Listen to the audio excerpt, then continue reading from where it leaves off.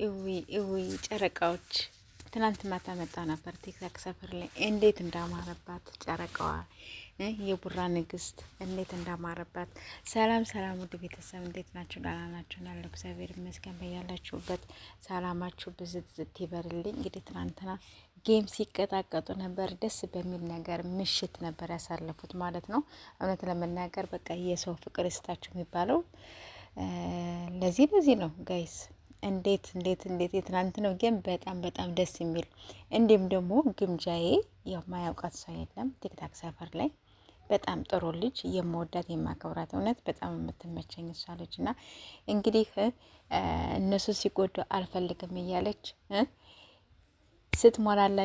ስትሞላላቸው ሲያሸንፉ እንዴት ደስ እንደሚል የምር እና በጣም ደስ የሚል ምሽት ነበር ትናንትና። እንግዲህ ግምጃዬም ያው ከእንትን ነጻ እንድትወጡ ብላ ማለት ነው እንዳትቀጠቀጡብኝ ብላ እንግዲህ እነ ቡራን ስታገዝ ነው የነበረ ትናንትና ላይ ብላይ። እንግዲህ ሀይሜ ነች የገባቸው ቲክታክ ላይ ሀይሜ ናት እና በጣም ደስ የሚል ምሽት ነበር ጋይስ ትናንትና ያሳለፉት ማለት ነው።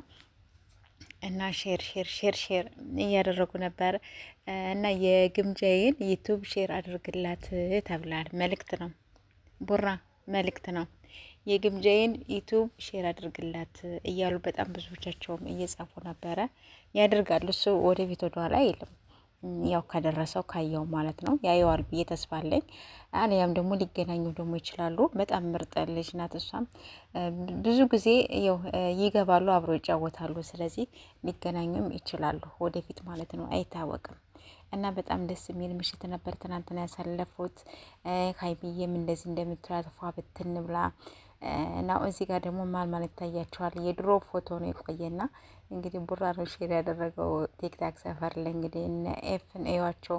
ሀይሚዬም ደግሞ የድሮ ፎቶ፣ ቡራም እንደዚያው እነ ዊና በጣም ደስ የሚል ነገር ነው። እና የኔ ውዶች የኔ ምርጦች በላይ ግቡ ፕሊዝ።